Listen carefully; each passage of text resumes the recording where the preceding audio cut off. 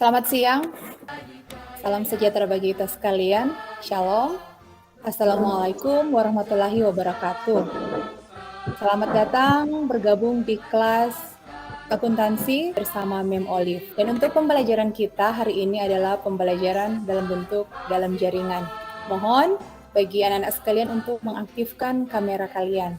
Apa kabar hari ini? Luar biasa. Sehat-sehat? Baik, Mem. Puji Tuhan. Jadi, sebelum kita akan mulaikan kegiatan pembelajaran kita di hari ini, kita awali dengan doa dan minta kesediaan untuk seorang siswa untuk memimpin kita dalam doa.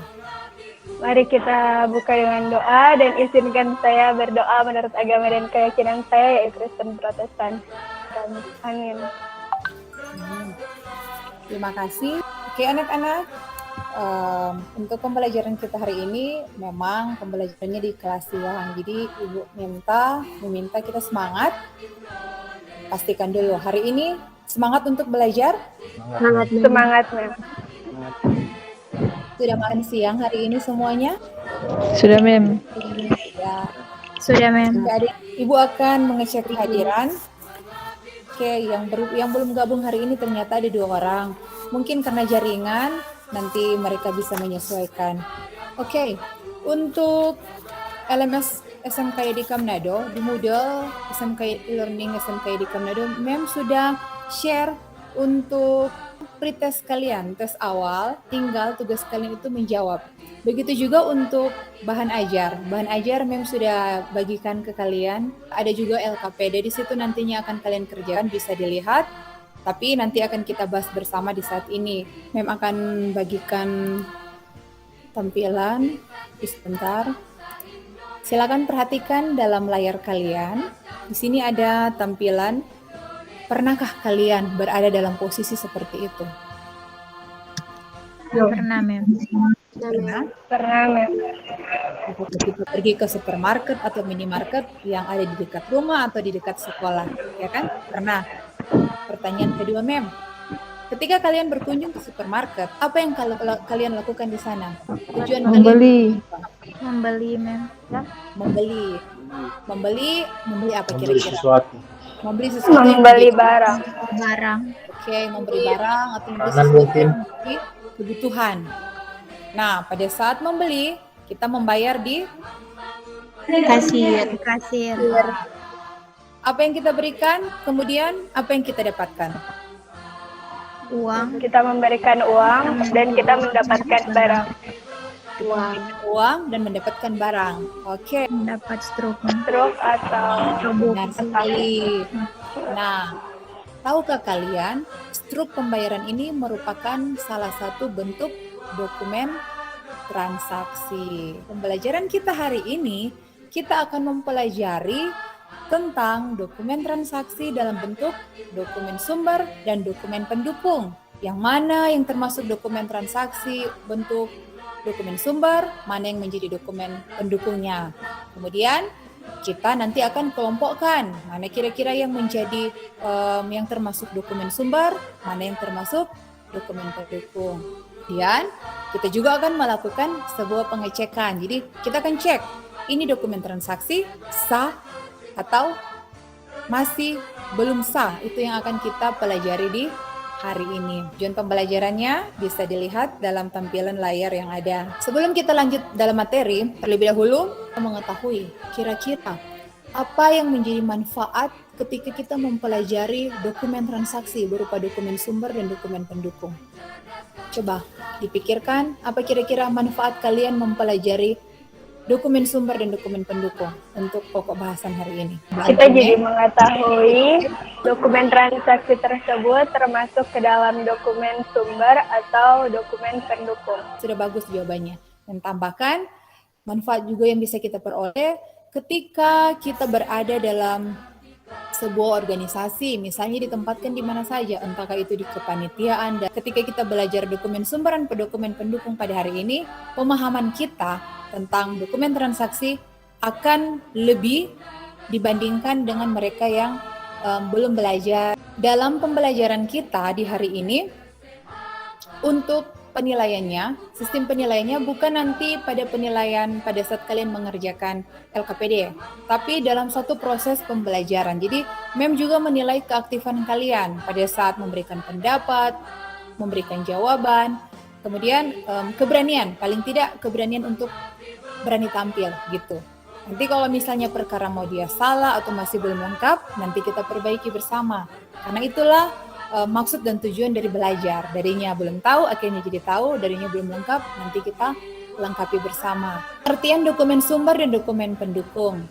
Dokumen sumber ini dokumen yang dipakai sebagai dasar pencatatan ke dalam jurnal atau buku pembantu. Sedangkan kalau dokumen pendukung atau supporting dokumen, dokumen yang melampiri dokumen sumber sebagai bukti syahihnya transaksi yang direkam dalam dokumen sumber. Dokumen pendukung itu kenapa dikatakan pendukung? Karena dia dokumen yang sifatnya itu melampiri sebagai lampiran dari dokumen sumber agar supaya bisa membuktikan sahihnya atau validnya transaksi yang direkam dalam dokumen sumber. Apa saja sih yang termasuk dalam dokumen sumber dan dokumen pendukung? Ini dalam tabel MEM jabarkan ada transaksi, kemudian dokumen sumber dan dokumen pendukung. Jadi, pita register kas itu dokumen pendukung, sedangkan dokumen sumbernya itu nota kontan. Bisa dipahami? Bisa, Mem. Oke. Transaksi yang kedua, penjualan kredit. Nah, penjualan kredit ini kan berarti penjualan yang dilakukan tapi pihak pembeli itu belum membayar secara tunai. Kayaknya muncul dari pihak perusahaan apa? Tagihan. Nah, dokumen sumbernya itu faktur penjualan. Dokumen pendukungnya ini ada 3. Surat order pengiriman barang, laporan pengiriman barang, ada juga yang namanya surat muat. Bukti transaksi selanjutnya, contoh transaksi retur penjualan. Dokumen sumbernya itu memo kredit. Memo kredit, dokumen pendukungnya, laporan penerimaan barang. Bisa dipahami? Boleh? Kita masuk dalam macam-macam dokumen sumber. Apa saja sih yang termasuk dalam dokumen sumber? Yang pertama, kwitansi. Apa sih kwitansi itu? Ada yang tahu? Kwitansi adalah tanda bukti pembayaran uang yang dibuat dan ditandatangani oleh pihak penerima uang. Benar sekali. Tepuk tangan. Gambar yang kedua, ini dokumen transaksi sumber. Cek. Coba, siapa kira-kira yang boleh mengemukakan apa sih itu cek? Cek adalah surat perintah tertulis dari bank yang telah menandatangani cek kepada bank untuk membayar sejumlah uang yang tertulis dalam cek kepada pengelola atau orang yang namanya disebut. Dokumen sumber yang ketiga itu billet giro. Siapa kira-kira yang bisa? Billet giro adalah surat perintah pemindah bukuan dan nasabah suatu bank kepada bank yang bersangkutan untuk memindahkan sejumlah uang dari rekeningnya ke rekening penerima yang namanya dibuat dalam billet giro. Oke, kita lanjut. Faktur adalah bukti transaksi, penjualan atau pembelian secara kredit. Ada juga yang namanya bukti kas masuk. Apa kira-kira itu bukti kas masuk? Bukti kas masuk adalah bukti untuk mencatat transaksi penerimaan uang yang meliputi kwitansi penagihan, faktur penjualan tunai, atau bukti lain. Benar sekali. Boleh? Boleh dipahami? Boleh, Mem. Boleh, Mem. Kalau Boleh, Mem. tadi itu yang termasuk dokumen-dokumen sumber atau dokumen-dokumen utama. Sekarang, yang termasuk dokumen-dokumen pendukung. Nah, ini yang pertama, pita register kas. Merupakan bukti penerimaan kas yang dikeluarkan oleh fungsi kas dan merupakan dokumen pendukung faktur penjualan tunai. Surat order pengiriman. Surat order pengiriman. Surat order Surat pengiriman order adalah dokumen pokok untuk memproses penjualan kredit kepada pelanggan. Lanjut di dokumen pendukung yang lain, laporan pengiriman barang. Laporan pengiriman barang adalah surat yang dibuat dengan maksud dan tujuan agar pembeli mempunyai persiapan untuk menerima barang tersebut, karena sangat mungkin apabila barang pesanan tersebut memerlukan tempat penyimpanan. Laporan penerimaan barang. Nah, benar sekali. Boleh? Boleh dipahami? Boleh, Mem. boleh, Mem. Boleh, Mem. Oke, kita lanjut.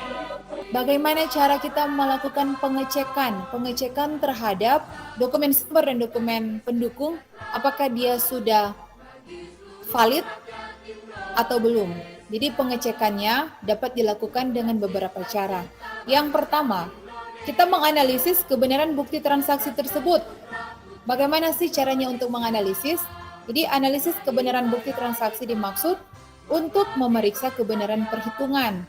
Dalam hal ini perkalian atau penjumlahan dari data yang berupa angka-angka yang ada dalam bukti transaksi tersebut baik secara vertikal maupun secara horizontal. Jadi secara horizontal. Kalau yang vertikal ini totalnya berapa? Jadi dijumlahkan 6.720, 7.200, 5.100, totalnya ditambahkan jadi 19.020.000. Boleh dipahami untuk analisis yang pertama? Boleh, Mem. Boleh, Mem. Boleh, Mem. Cara yang kedua, analisis keabsahan bukti transaksi. Dimaksud di sini untuk mengidentifikasi kelengkapan data yang tercatat dalam bukti transaksi. Apakah data telah memenuhi peraturan yang berlaku? Kemudian analisis yang ketiga, analisis penentuan akun-akun yang terkait. Maksudnya di sini agar dapat mengetahui pengaruh yang ditimbulkan oleh transaksi terhadap aset, liabilitas atau kewajiban dan ekuitas perusahaan. Bisa dimengerti? Bisa, Mem. Boleh? Bisa, Mem. Boleh, Mem. Bisa, Mem. Oke, Mem stop sharing dulu nih. Tadi sudah Mem menjelaskan untuk materi garis-garis besarnya. Selanjutnya, untuk saat ini Mem akan bagi kelompok. Tugas kalian akan membahas secara berkelompok, kelompok kecil. Jadi karena ada 10 orang, Mem bagi saja 3 kelompok. Kelompok yang sudah membagikan, tentukan siapa yang menjadi ketua kelompok. Nah, LKPD itu silakan kalian lihat dalam LMS yang sudah membagikan, tinggal dilihat di situ. Nanti akan kalian kerjakan bersama-sama secara berkelompok dalam LKPD. Kita akan mencoba untuk menganalisis dokumen transaksi. Bisa kelihatan dalam layar. Ini Mem coba share untuk LKPD yang akan kalian kerjakan. Jadi untuk petunjuk pengerjaannya di sini ada juga alokasi waktunya. Jadi kalian mengamati lembar dokumen transaksinya. Di sini Mem kasih alokasi waktu 3 menit. Karena hanya ada 10 dokumen transaksi. Kemudian mengelompokkan jenis-jenis dokumen transaksi. Selanjutnya melakukan analisa dokumen transaksi terhadap pengaruh akun untuk setiap transaksi keuangan pada perusahaan.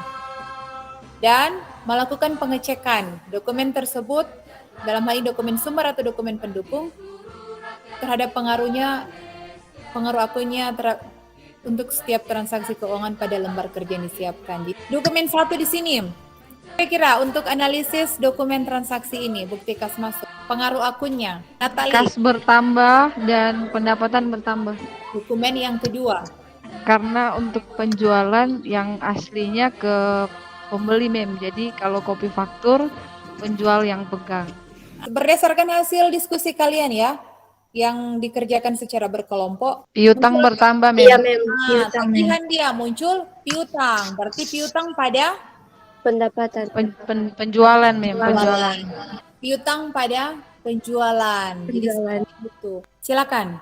Mulai dari kelompok 1. Kas berkurang 1 juta untuk pelunasan utang dagang. Jadi kas berkurang, utang dagang bertambah atau berkurang? Utang berkurang. Oke, benar sekali, tepuk tangan. Silakan. Ya, Mem. Jadi ini bukti atas pengembalian barang yang tidak sesuai.